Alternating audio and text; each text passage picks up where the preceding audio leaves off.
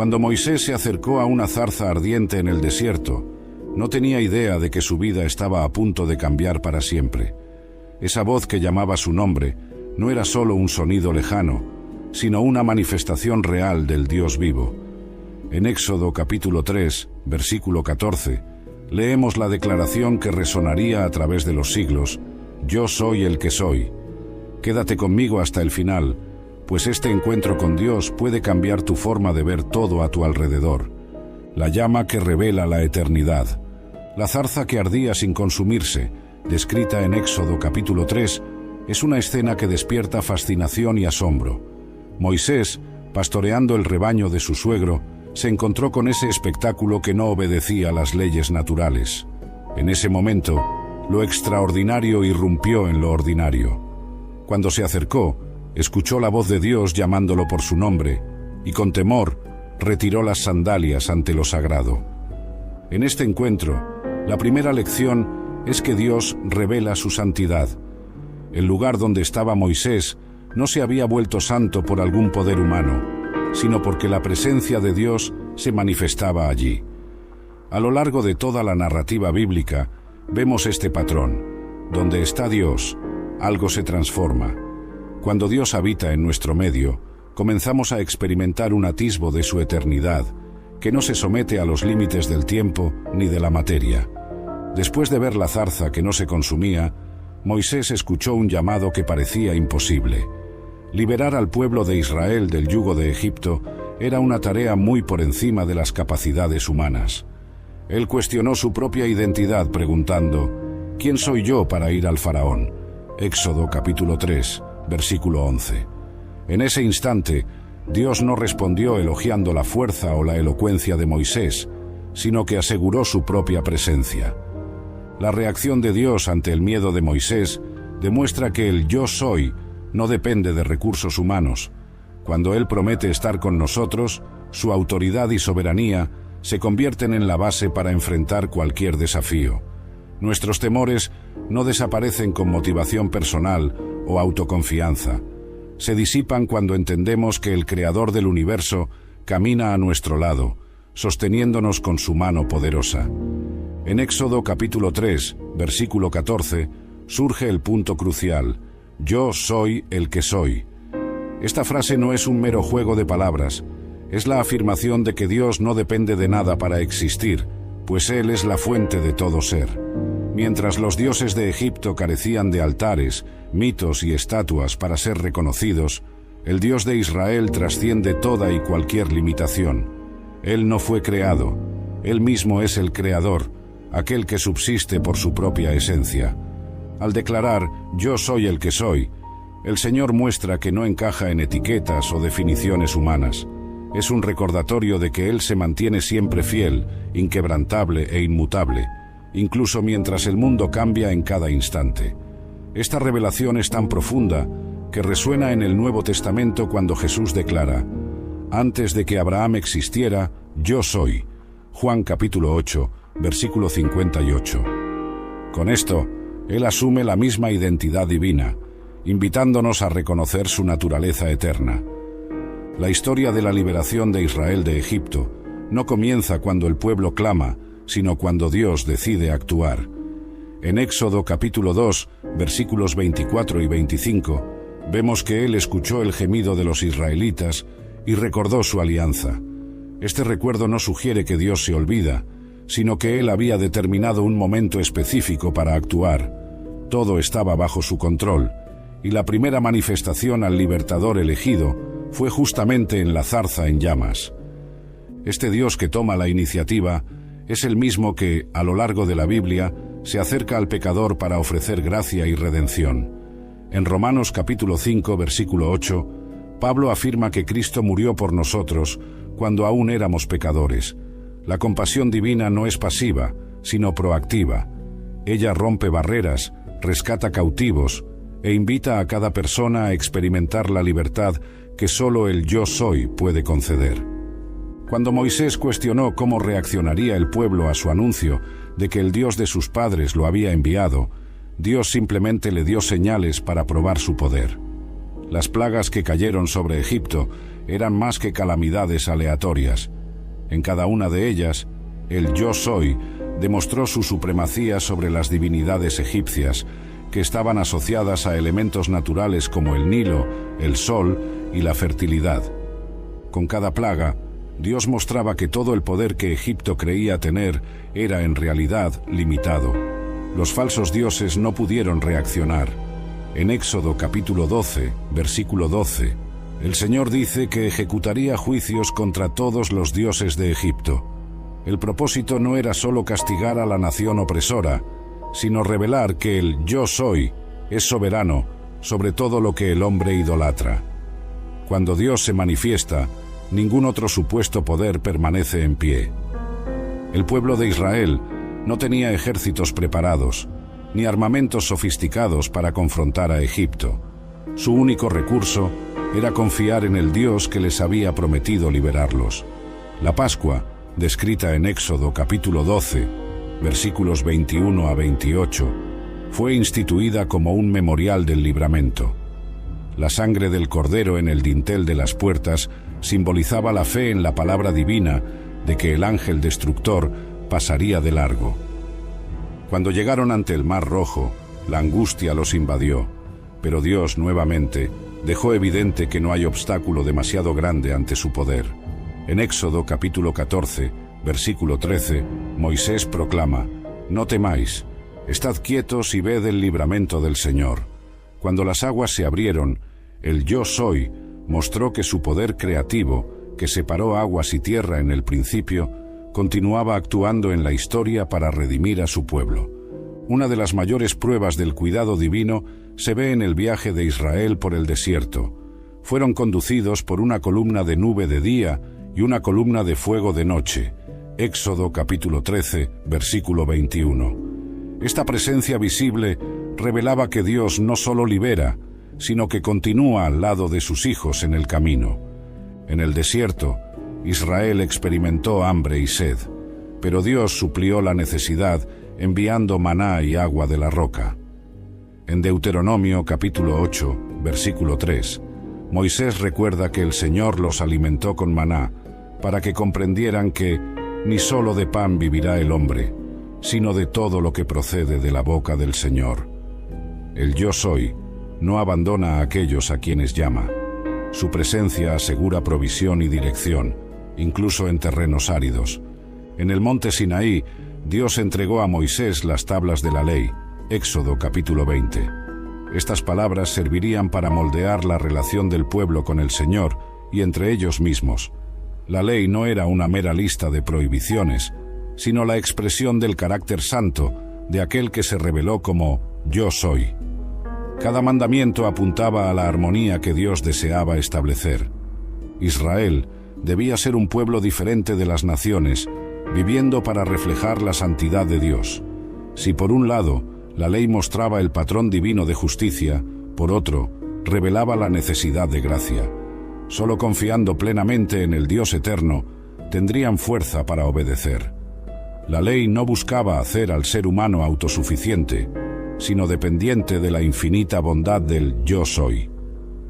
Poco después de la grandiosa manifestación divina en el Sinaí, ocurrió algo chocante. El pueblo, impaciente por la demora de Moisés, construyó un becerro de oro para adorar. Éxodo capítulo 32. Este acto de idolatría mostró cómo el corazón humano tiende a sustituir lo eterno por lo inmediato. Incluso habiendo presenciado milagros, Israel se volvió hacia una figura sin vida, hecha por manos humanas. Cuando Moisés confrontó esa idolatría, quedó claro que el Yo Soy no acepta compartir su gloria con ídolos. El pecado de levantar falsos dioses se repetiría muchas veces en la historia de Israel, pero Dios, en su paciencia, siempre llamaría a su pueblo al arrepentimiento. Esta narrativa permanece como una advertencia para nosotros, que aún hoy somos tentados a buscar respuestas en cosas temporales, olvidándonos del Dios eterno. A lo largo de toda la Biblia, el Señor refuerza que no hay otro Dios aparte de Él. En Isaías capítulo 45, versículo 5, está escrito: «Yo soy el Señor, y no hay otro. Fuera de mí no hay Dios». Esta exclusividad no es un capricho divino, sino la declaración de una realidad. No existe otro ser que posea la vida en sí mismo, como el yo soy. Cuando Jesús declaró, «Yo soy el camino, la verdad y la vida», Juan capítulo 14, versículo 6, reafirmó esta realidad, mostrando que la reconciliación con el Padre se da únicamente por medio de Él. Los israelitas que fueron liberados de la esclavitud debían reflejar este principio. El Dios que los sacó de Egipto es el único digno de adoración, y ninguna forma de idolatría podría compartir ese lugar. El yo soy no solo gobierna el corazón de sus siervos, sino la propia historia. En los libros proféticos vemos cómo Dios anuncia eventos futuros, dejando claro que nada escapa a su conocimiento. En Isaías capítulo 46, versículos 9 y 10, Él dice, «Acordaos de las cosas pasadas, desde la antigüedad, que yo soy Dios, y no hay otro. Mi consejo será firme, y haré toda mi voluntad». Esta soberanía no implica que el ser humano sea un mero títere. Al contrario, el Señor invita a cada persona a cooperar con sus propósitos. Sin embargo, incluso las acciones contrarias, motivadas por la maldad humana, terminan siendo usadas para cumplir el plan divino. Cuando José fue vendido por sus hermanos, él dijo, «Vosotros, en verdad, intentasteis mal contra mí, pero Dios lo convirtió en bien». Génesis capítulo 50, versículo 20. Esto muestra que el yo soy rige cada detalle de la trama cósmica. A lo largo de las páginas del Antiguo Testamento, la palabra alianza aparece repetidas veces. Dios hizo alianza con Noé, con Abraham, con Israel. En cada pacto, Él se comprometió a actuar y a bendecir, a pesar de las debilidades humanas. En Deuteronomio capítulo 7, versículo 9, encontramos, «Sabrás, pues, que el Señor, tu Dios, es Dios, el Dios fiel, que guarda la alianza». La fidelidad de Dios contrasta con la inconstancia del ser humano. Incluso cuando el pueblo quebrantaba la alianza, el yo soy insistía en llamarlos de vuelta. En el libro de Oseas vemos un retrato conmovedor de este amor que no desiste, ilustrado en la relación del profeta con su esposa infiel. El carácter inmutable de Dios se manifiesta en su fidelidad, ofreciendo esperanza de restauración a todos los que se arrepienten. El Antiguo Testamento apunta repetidamente a un Mesías que vendría para liberar al pueblo de forma definitiva. Isaías capítulo 53 describe al siervo sufriente que llevaría sobre sí las iniquidades de muchos. Dios no solo actuó en el pasado, sino que preparó el futuro para la redención. Este mismo Dios que habló a Moisés preparaba el camino para enviar a su propio Hijo al mundo. Cuando Jesús vino a la tierra, no solo proclamó el reino de Dios, sino que encarnó la propia presencia divina. En los Evangelios vemos la expresión «yo soy», repetida varias veces. Él dice, «Yo soy el pan de vida», Juan capítulo 6, versículo 35, «Yo soy la luz del mundo», Juan capítulo 8, versículo 12. Estas declaraciones no son metáforas vacías, sino la confirmación de que Él comparte la identidad del Padre Eterno. Con la encarnación de Jesús, tenemos la cúspide de la revelación divina. En Juan capítulo 1, versículo 14, leemos que el Verbo se hizo carne y habitó entre nosotros. El mismo Dios que se identificó como «Yo soy el que soy», ahora caminaba al lado de los hombres, tocaba a los enfermos, consolaba a los afligidos. La eternidad irrumpió en el tiempo, mostrando que el plan divino siempre fue acercarse a su creación. Al morir en la cruz, Jesús cargó con nuestros pecados y venció la barrera que nos separaba de Dios. En su resurrección, vemos la victoria sobre la muerte, revelando que nada puede retener al autor de la vida. Por medio de Cristo, Dios ofrece salvación a todos los que creen. No se trata de una idea abstracta, sino de una transformación real que comienza en el corazón y se extiende por toda la vida. Cuando entendemos la santidad de Dios y nuestra condición pecadora, el arrepentimiento se vuelve inevitable. Juan el Bautista preparó el camino para Cristo predicando: «Arrepentíos, porque está cerca el reino de los cielos». Mateo capítulo 3, versículo 2. La presencia de Dios expone nuestras fallas, pero también abre la puerta de la gracia. El arrepentimiento no es un gesto de desesperación, sino de entrega. Reconocer el pecado y volverse hacia Dios es encontrar el camino de la restauración. En Hechos capítulo 3, versículo 19, Pedro anuncia: «Arrepentíos y convertíos, para que sean borrados vuestros pecados». La misma voz que habló con Moisés en el desierto, hoy nos llama al retorno, prometiendo perdón y nueva vida. Al confiar en Cristo, recibimos el Espíritu Santo que pasa a habitar en nosotros. Esta presencia real y continua es el propio Dios moldeando nuestro carácter, iluminando nuestra mente y fortaleciendo nuestro espíritu. En Hechos capítulo 2, en Pentecostés, los discípulos experimentaron el poder capacitador del Espíritu, que los llenó de coraje para anunciar el Evangelio. Pablo destaca en 2 Corintios capítulo 3, versículo 18, que somos transformados de gloria en gloria, como si por el Señor, el Espíritu. Así, el mismo Dios que un día dijo: «Yo soy el que soy», no solo se reveló externamente, sino que desea operar internamente, convirtiéndonos en nuevas criaturas. Cada cristiano es un santuario vivo donde Dios habita. El sacrificio de Cristo selló una nueva y eterna alianza. Hebreos capítulo 9, versículo 15. Diferente de los pactos del Antiguo Testamento, que apuntaban a la necesidad de sacrificios repetidos, el sacrificio de Jesús fue perfecto y definitivo. Ahora tenemos acceso directo al Padre, sin la mediación de rituales o sacerdotes humanos. Esta nueva alianza no anula la revelación anterior, sino que la cumple plenamente. Dios sigue siendo el mismo Dios santo y soberano, pero el velo que nos separaba de su presencia fue rasgado.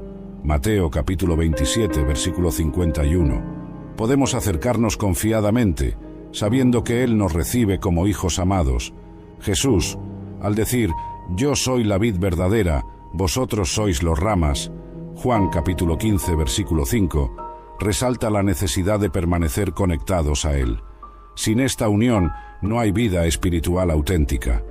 Necesitamos de Él para cada respiración de la fe, cada paso en el caminar cristiano y cada victoria sobre el pecado. Permanecer en Cristo es un acto diario de dependencia, reconociendo que todo lo que hacemos para Dios solo tiene valor si Él mismo está conduciendo.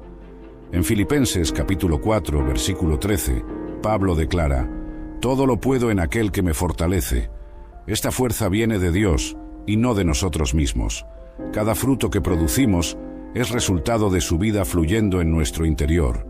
La palabra de Dios apunta al retorno de Cristo.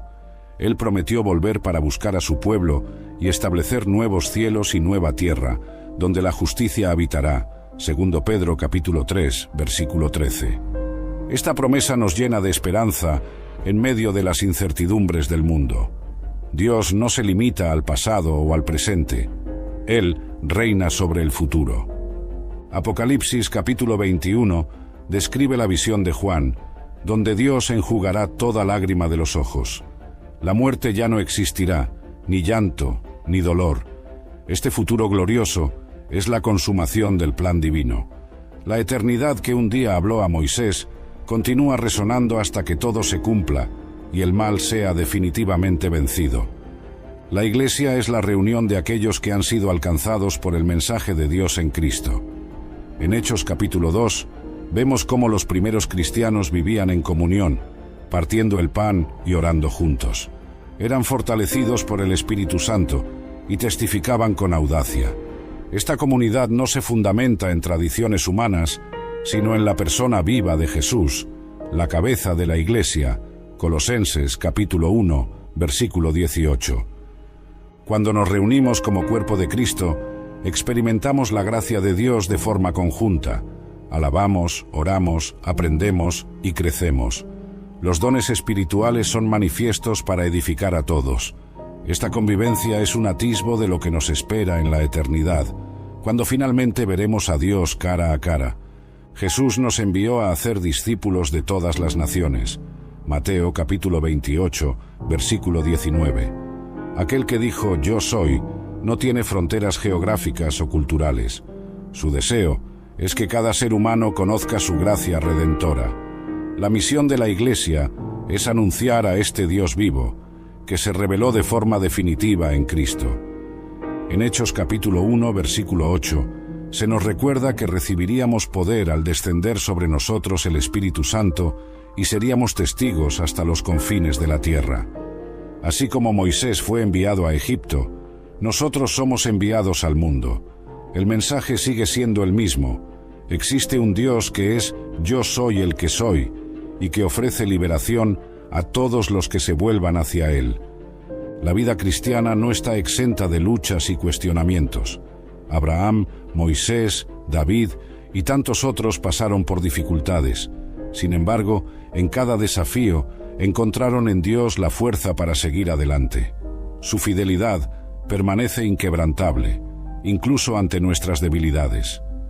En Hebreos capítulo 13, versículo 8, leemos: Jesucristo es el mismo ayer, hoy y eternamente. Este versículo refleja la realidad atemporal de aquel que declaró «Yo soy» a Moisés. Él no cambia, no abandona a sus hijos y no falla en sus promesas. Agarrarse a esta verdad nos permite enfrentar pruebas con coraje y esperanza, sabiendo que el mismo Dios que abrió el Mar Rojo sigue actuando hoy. Conocer a Dios no es solo un aprendizaje intelectual, sino una experiencia que transforma completamente la manera en que vemos la vida. Cuando Jeremías, en el capítulo 9, versículos 23 y 24, dice que el sabio no debe gloriarse de su propia sabiduría, ni el fuerte de su fuerza, él apunta al centro de la verdadera sabiduría, entender quién es el Señor. Este conocimiento divino confiere sentido y propósito, pues muestra que hay un Creador que sigue involucrado con su creación. Muchas personas pasan la vida buscando realizaciones que llenen el vacío interior. Intentan satisfacer el corazón en conquistas materiales, estudios avanzados o relaciones. Sin embargo, la verdadera alegría florece al percibir que Dios desea caminar con nosotros. Cuando comprendemos que Él no solo creó el universo, sino que también se preocupa por cada detalle de nuestras historias, descubrimos una alegría que las conquistas de este mundo son incapaces de producir. En las páginas de la Biblia, observamos que este Dios que se reveló a Moisés es personal, presente y lleno de compasión. Mientras muchos en esa época imaginaban divinidades lejanas, la Escritura retrata al Señor que desciende para liberar a su pueblo. En Éxodo capítulo 3, Él escucha el clamor de los oprimidos y se manifiesta para traer liberación. Saber que este mismo Dios sigue actuando hoy cambia la forma en que enfrentamos los obstáculos que surgen ante nosotros. En Salmos capítulo 139, David expresa la admiración por el hecho de que Dios conoce cada pensamiento y cada palabra antes incluso de que sean pronunciados. Este conocimiento profundo señala un Dios íntimo y atento, y no una entidad fría que gobierna desde lejos. Cuando nos abrimos a esta relación, descubrimos que la verdadera alegría nace de comprender que jamás estamos solos. Este Dios que conoce nuestras limitaciones y miedos también suplanta nuestras necesidades. La alegría de conocer quién es Dios también nos hace más confiados en nuestra identidad. Si somos creados a imagen y semejanza de un Dios santo, Génesis capítulo 1, versículo 26, esto implica que poseemos un valor inestimable y un propósito divino. No somos obras del azar. Nuestro valor no está ligado a lo que hacemos, sino a quién Él es y a lo que Él dice sobre nosotros. De esta manera, el peso de la opinión ajena se vuelve secundario y comenzamos a encontrar satisfacción en la verdad eterna. Al profundizar en esta relación, experimentamos crecimiento espiritual. La búsqueda del conocimiento de Dios no tiene fin, pues Él es inagotable en su grandeza. En Efesios capítulo 3, versículos 18 y 19, Pablo desea que los creyentes comprendan la anchura, la longitud, la altura y la profundidad del amor de Cristo, algo tan vasto que excede nuestra capacidad de entender plenamente. Esto despierta humildad y reverencia ante la inmensidad de Dios. La alegría mencionada aquí no es sinónimo de euforia pasajera. Se trata de una satisfacción duradera que reposa en la presencia de un Dios fiel. Incluso en situaciones de tristeza, la certeza de que Él nos ama y nos acompaña ofrece alivio para el corazón. En Nehemías capítulo 8, versículo 10, se recuerda al pueblo de Dios que la alegría del Señor es su fortaleza. Este aliento permanece vivo hasta hoy, pues Él no ha cambiado. Cuando conocemos al Creador, aprendemos a amar las mismas cosas que Él ama, a valorar la justicia, la compasión y la verdad. Este conocimiento conduce a la transformación de actitudes y prioridades. Por eso, la vida cristiana no es un conjunto de reglas vacías, sino el resultado de una relación genuina con aquel que reina. Es en esta fuente inagotable donde se encuentra la alegría plena, capaz de iluminar incluso los períodos más oscuros. Para avanzar en este camino, la lectura de la palabra, la oración sincera y la reflexión sobre el carácter de Dios ayudan a estrechar los lazos con Él. No es un ejercicio teórico, sino una vivencia diaria de acercamiento. Cada vez que buscamos conocerlo mejor, Él mismo se revela a nosotros de manera más profunda y personal. La alegría en este proceso se renueva conforme descubrimos que el Dios soberano elige permanecer a nuestro lado, sosteniéndonos con su mano fuerte. Nuestro mundo experimenta un ritmo cada vez más acelerado. Las presiones del trabajo, el miedo ante las crisis y la incertidumbre sobre el futuro generan tensión interna. Jesús, al enseñar en Mateo capítulo 6, versículos 25 a 34, expone la contradicción entre la vida ansiosa y la confianza en el Padre. Habla sobre las aves que no siembran ni siegan, y aún así son cuidadas, y sobre los lirios que crecen sin esfuerzo y exhiben una belleza inigualable. Esta ilustración simple revela que, si Dios vela por la creación, mucho más ampara a aquellos que lo buscan. La ansiedad suele nacer cuando intentamos controlar lo que no está en nuestro alcance. La recomendación bíblica no es ser irresponsables, sino reconocer nuestros límites y entregar a Él los desafíos que no podemos solucionar. Filipenses capítulo 4, versículos 6 y 7, refuerza este concepto. Pablo exhorta a los cristianos a no estar ansiosos, sino a presentar sus peticiones al Señor con acción de gracias. En este movimiento de entrega, experimentamos una paz que no se explica por las circunstancias. En las historias bíblicas, encontramos personas que, ante situaciones caóticas, firmaron su confianza en Dios. El profeta Elías enfrentó una época de gran apostasía en Israel, cuando los profetas de Baal parecían dominar el escenario. Primer libro de Reyes, capítulo 18. A pesar de sentirse aislado, creyó que Dios no lo abandonaría. Su oración fervorosa en el Monte Carmelo revela una fe que prevalece sobre el miedo. El fuego que descendió del cielo en aquella ocasión testificó que Dios sigue presente en medio de los escenarios más adversos. La confianza que vence la ansiedad no se construye de la noche a la mañana. Es fruto de un caminar personal con el Señor, donde con cada experiencia aprendemos a depender más de Él.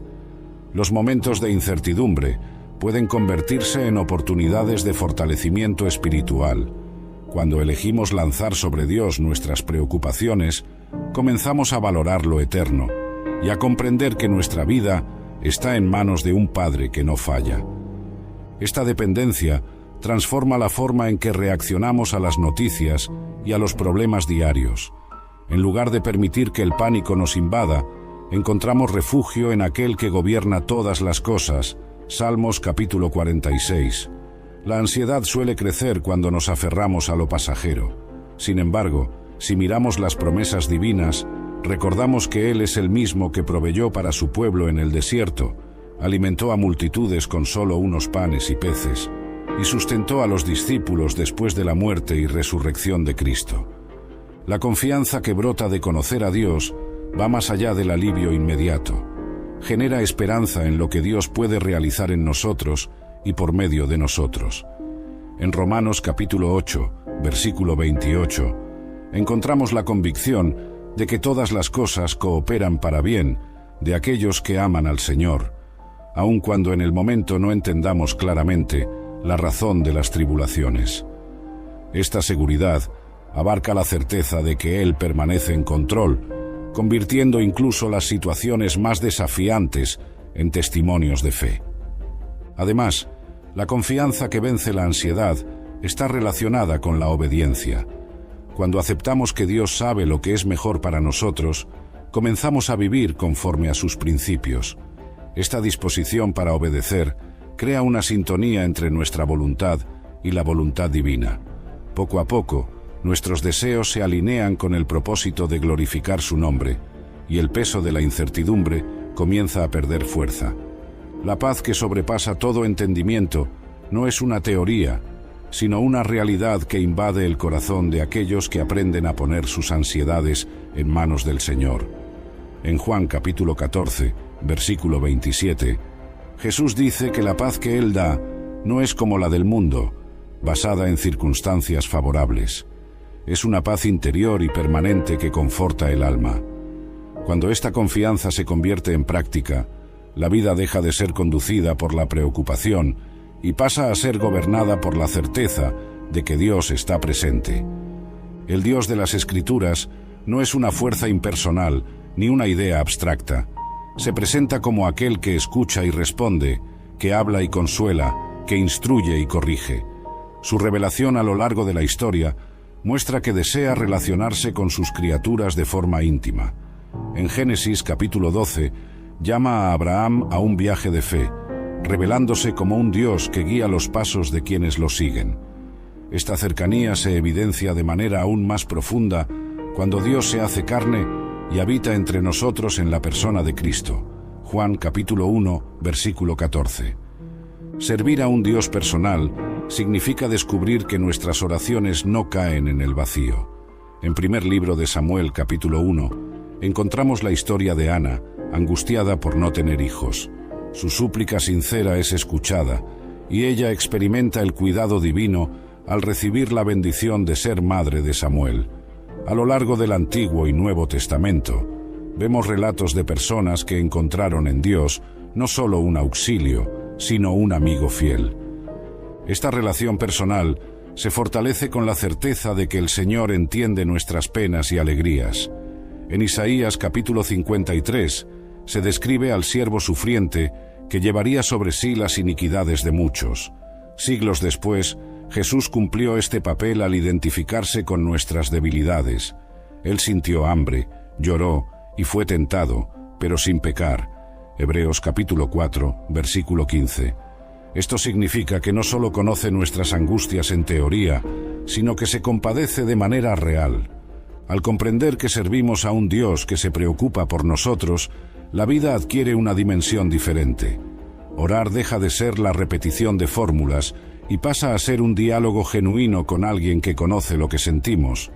El salmista expresa este consuelo al afirmar que Dios recoge sus lágrimas en el odre. Salmos capítulo 56, versículo 8. Como si cada sufrimiento fuera contado y valorado. Este cuidado íntimo hace que nuestro servicio esté motivado por el amor y no por la obligación. Otro aspecto de la bendición de servir a un Dios personal es la dirección que Él nos ofrece. En Proverbios capítulo 3, versículos 5 y 6, somos incentivados a confiar en el Señor de todo corazón y a no apoyarnos en nuestro propio entendimiento. Él promete enderezar nuestros caminos a medida que lo buscamos. Esta promesa nos libera de la soledad de tomar decisiones sin ningún norte. Servir a Dios es contar con la sabiduría del Creador, que siempre ve más allá de lo que podemos ver. Esta dinámica personal y relacional también se manifiesta en el acto de ser instrumentos de bendición. Cuando entendemos que Dios se involucra activamente en nuestras vidas, somos inspirados a actuar como Él actuaría. La compasión, la hospitalidad y la generosidad no son solo deberes religiosos, sino reflejos del carácter de quien ya ha experimentado el amor divino. En Santiago capítulo 2, la fe verdadera no está separada de las obras. La relación con Dios produce frutos concretos, capaces de testificar al mundo la bondad del Padre. La palabra de Dios refuerza que este vínculo personal no está restringido a líderes religiosos o a personas excepcionales. Hombres y mujeres sencillos, como el pescador Pedro, fueron llamados para seguir a Jesús de cerca. La misma invitación se extiende a cada uno que anhela una relación sincera con el Creador. En Apocalipsis capítulo 3, versículo 20, el Señor dice que está a la puerta y golpea, y si alguien abre, Él entrará y cenará con esa persona. No hay formalidad que impida la cercanía, solo hay un Dios deseoso de relacionarse con nosotros. Cuando tomamos conciencia de que Él camina a nuestro lado, cambia la forma en que enfrentamos las dificultades. Comenzamos a ver cada obstáculo como una oportunidad para crecer en confianza. Esto no significa ausencia de problemas, sino la presencia garantizada de aquel que conoce nuestra estructura y no permite que nada sea mayor de lo que podemos soportar. Servir a un Dios personal es disfrutar, desde ahora, de las primicias de una comunión que se extenderá por toda la eternidad. La adoración genuina no es un acto aislado en un lugar sagrado, sino un estilo de vida que reconoce la grandeza de Dios. En Juan capítulo 4, versículo 23, Jesús revela que el Padre busca adoradores que lo adoren en espíritu y en verdad. Esta declaración eleva la adoración a algo que trasciende ceremonias o tradiciones humanas. Dios desea un corazón humilde y sincero, dispuesto a reconocerlo como soberano en todo momento. Mirando al Antiguo Testamento, encontramos al pueblo de Israel, invitado a adorar al Señor no solo en el tabernáculo o en el templo, sino también en el día a día. Los sacrificios, las fiestas y las ofrendas apuntaban a un Dios que quiere ser honrado en todo el curso de la vida. En Deuteronomio capítulo 6, versículos 4 y 5, somos instruidos a amar al Señor de todo corazón, alma y fuerza. Esta entrega total es la esencia de la adoración, pues involucra al ser entero. En el Nuevo Testamento, Pablo profundiza esta comprensión al decir, en Romanos capítulo 12, versículo 1, que debemos presentar nuestros cuerpos como sacrificio vivo. Este gesto simboliza una consagración que trasciende el momento de culto. Nuestra adoración se manifiesta en la manera en que tratamos a las personas, en la honestidad con que manejamos los negocios y en la motivación que nos lleva a realizar cada tarea. Todo esto puede convertirse en un acto de alabanza al Creador. El llamado a la adoración también amplía nuestra visión sobre el carácter de Dios. Al contemplarlo, percibimos su majestad, misericordia, justicia y fidelidad. En Salmos capítulo 103, David invita a su alma a bendecir al Señor, recordando sus beneficios. Este ejercicio de traer a la memoria lo que Dios hizo llena el corazón de gratitud y estimula una adoración sincera. La música y los cánticos son expresiones ricas, pero la verdadera adoración nace del corazón quebrantado. En los días de Jesús, muchos religiosos se enfocaban en ritos externos, sin que hubiera una transformación interior. El Maestro denunció este comportamiento al afirmar que su pueblo lo honraba con los labios, pero el corazón estaba distante. Marcos capítulo 7, versículo 6. Esta advertencia sirve para nosotros aún hoy. La adoración no puede limitarse a apariencias. Debe brotar de una conciencia profunda de quién es Dios y de lo que Él significa para nosotros. Cuando adoramos en espíritu, permitimos que el Espíritu Santo dirija nuestros pensamientos e intenciones. El culto deja de ser mecánico, pasando a ser un encuentro real con el Señor. En 2 Corintios capítulo 3, versículo 17, Pablo declara que donde está el Espíritu del Señor, allí hay libertad. La presencia divina concede espontaneidad y verdad a nuestra expresión de alabanza. La adoración en verdad implica alineamiento con la palabra, basando nuestra vida en las Escrituras. Este llamado a la adoración es, por lo tanto, una respuesta natural a quién es Dios. Cuanto más lo conocemos, más sentimos el impulso de glorificarlo con todo nuestro ser. La adoración nos acerca a Él y al mismo tiempo afecta positivamente a quienes nos rodean. Cuando la alabanza brota de un corazón sincero, desbordamos bondad, paciencia y misericordia. De esta manera, las personas a nuestro alrededor son impactadas y pueden vislumbrar, aunque de forma limitada, la belleza del Dios que servimos. La verdadera adoración no se restringe a un día específico de la semana, es diaria, continua, porque Dios es digno de honor en todo instante. En este proceso, descubrimos que no somos el centro del universo, sino que existe un Rey soberano que gobierna y sostiene todas las cosas. Adorar es reconocer nuestra dependencia y exaltar la grandeza de aquel que es la fuente de nuestra existencia. Este reconocimiento genera humildad, elimina el orgullo y nos invita a vivir una vida de obediencia y reverencia ante el Altísimo. La Biblia deja claro que el Dios que se reveló a Moisés desea ser conocido por todas las naciones. Cuando Jesús entrega la gran comisión en Mateo capítulo 28, versículos 19 y 20, resalta la responsabilidad de hacer discípulos, bautizándolos y enseñándolos a observar todo lo que Él ordenó. Este mandamiento refleja el corazón misionero de Dios, que no quiere que nadie perezca, sino que todos lleguen al arrepentimiento. Segundo Pedro capítulo 3, versículo 9. Compartir el nombre de Dios no es imponer una creencia, sino ofrecer la verdad que libera.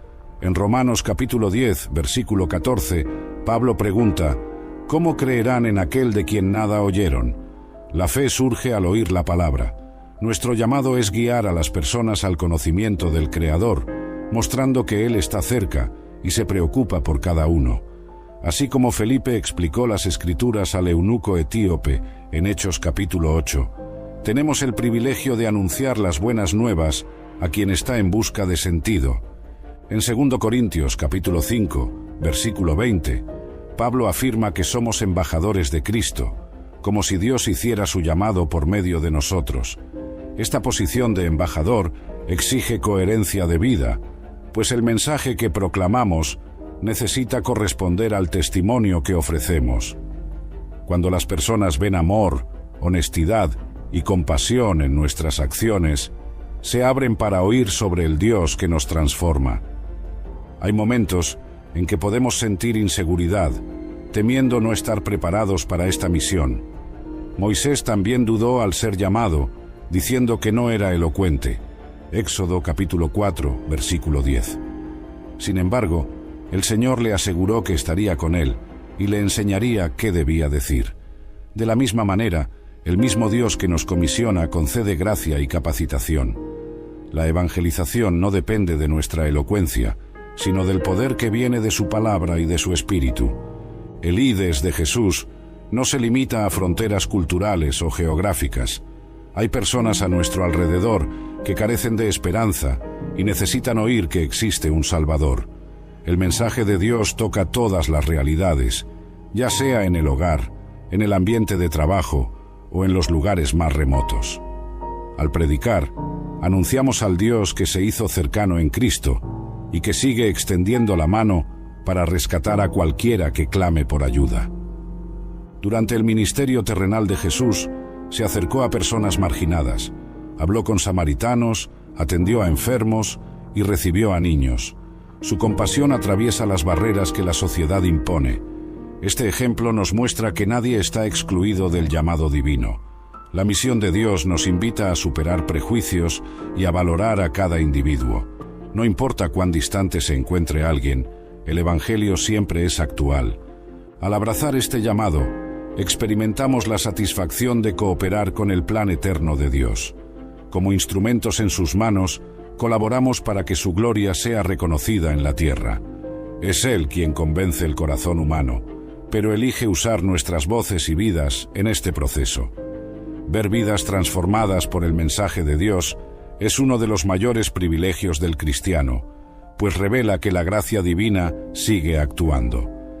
Comprender que Dios ama al mundo y desea alcanzar a todos los pueblos inspira coraje para continuar, incluso si enfrentamos oposición o desánimo. El testimonio fiel de quienes conocieron a Cristo tiene el poder de romper barreras e iluminar corazones. Aunque el enemigo intente silenciar la verdad, las puertas del infierno no prevalecerán contra la Iglesia de Jesús. Mateo capítulo 16, versículo 18. Con esta certeza, anunciamos a Dios sin temor, confiando en que Él cumplirá sus propósitos en cada lugar donde su palabra sea sembrada. Finalmente, recordar que Dios es eterno nos invita a reflexionar sobre nuestra propia eternidad. La Biblia enseña que esta vida es breve, pero que nuestra alma fue creada para algo que trasciende el tiempo. En el Eclesiastés capítulo 3, versículo 11, leemos que Dios puso la eternidad en el corazón del hombre. Esto explica el anhelo que tenemos por algo mayor. La buena noticia es que este deseo encuentra respuesta en el Dios que no tiene principio ni fin. Jesús declaró: «Quien cree en mí tiene vida eterna».